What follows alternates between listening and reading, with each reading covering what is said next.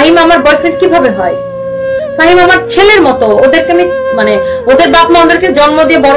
এমন অনেকেই আছেন যারা কিনা রুবায়াত ফাতিমা তনির অ্যাসিস্ট্যান্ট ফাহিমকে তার বয়ফ্রেন্ড মনে করেন।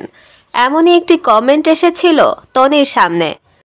প্রশ্নটি দেখে মুহূর্তেই বিরক্ত হয়ে যায় তনি। সে বলে, ভাই ফাহিম কিভাবে আমার বয়ফ্রেন্ড হতে পারে?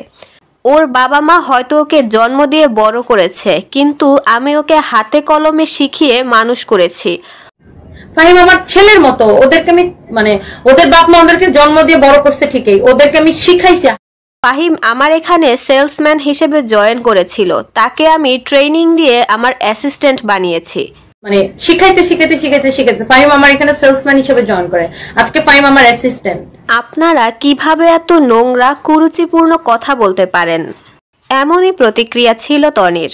ভিডিওটি তনির স্বামী মারা যাওয়ার কিছুদিন আগের ভিডিও। বর্তমানে লাইভ করছেন না তিনি।